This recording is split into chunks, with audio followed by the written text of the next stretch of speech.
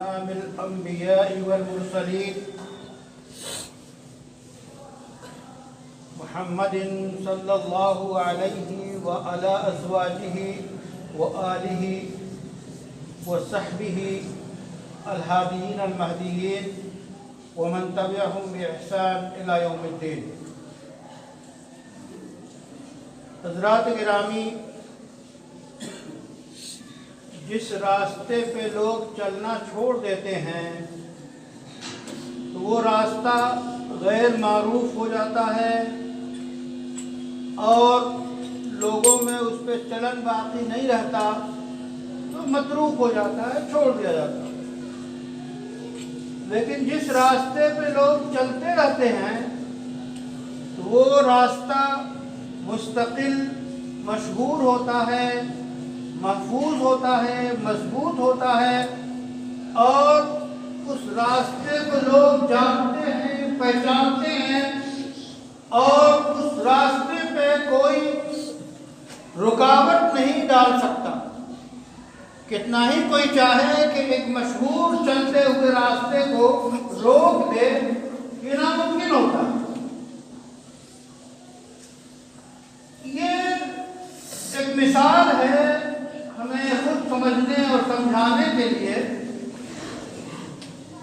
کہ جو راستہ ہمارے لیے اللہ نے تجویز کیا ہے چلنے کے لیے وہ شریعت کا راستہ ہے، محمد عربی صلی اللہ علیہ وسلم کا بتایا ہوا راستہ ہے، وہ اسلام ہے. اگر ہم اس پر مسلسل چلتے رہیں اور لوگوں کو چلنے کی دعوت دیتے رہیں تو کبھی اس راستے کے خلاف کوئی نہیں ہو سکتا، کوئی رکاوٹ نہیں ڈال سکتا، بلکہ وہ راستہ شاہراہ اور عام راستہ ہی بنا رہے گا جب ہم اس پہ چلتے رہیں. اس لیے ہم اسلام کی حفاظت کے خود ذمہ دار ہیں. اسلام کی ایک ایک طریقے پہ جو زندگی کے لیے تجویز کیا گیا ہے، تمام انسان کی جو ضرورتیں ہیں اور اس میں اسلام نے طریقہ بتایا ہے اس طریقے کو اپنانا یہ ہماری ذمہ داری ہے. جب ہم اسلام کے مطابق چلیں گے، اس راستے پہ ہم رواں دواں رہیں گے، اس راستے کے لوگوں کو دعوت دیں گے تو ہم اس راستے کو بھی طاقتور بنائے رہیں گے اور خود بھی طاقتور بنیں گے.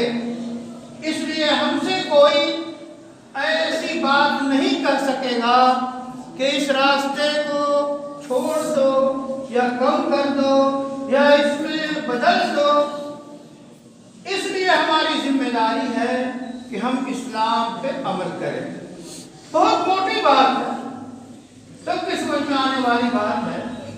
اس پس منظر میں ہم دیکھیں تو اسلام نے تو ہمارے لیے مکمل زندگی کا ضابطہ حیات بتایا ہے. ہر جو ہے باب میں، ہر پہلو میں، ہر میدان میں، ہر شعبے اور ہر گوشے میں ہدایات موجود ہیں کہ اس طرح چلیے. ہندوستان جیسے ملک میں ہم صدیوں سے رہتے آئے ہیں اور اسلام کے نام کو اپنی جو ہے فلاح و بہبود کے لیے ہم نے زندہ رکھا ہے. جہاں تک ہو سکتا ہے اس پر عمل کی کوشش کی جاتی ہے. اسی میں سے اصل تو پرسنل لا جو ہے کوئی چیز نہیں ہے، اصل تو لا اسلامی قانون ہے. یہ الہی قانون ہے، اللہ کا بنایا ہوا قانون ہے.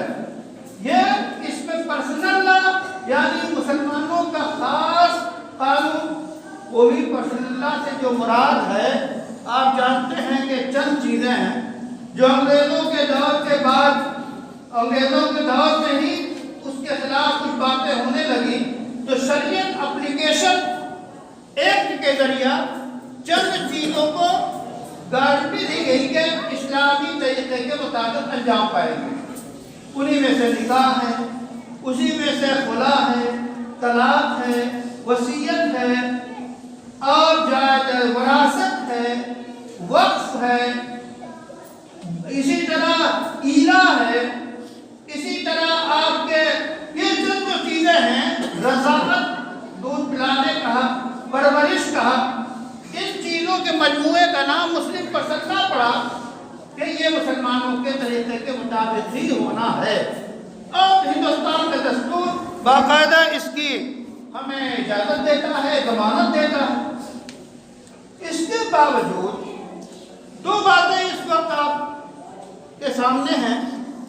एक तो एक मुस्लिम पसंदा की खास चीज वक्फ तरमीमी बिल के नाम से जो कुछ हुआ आप जानते हैं।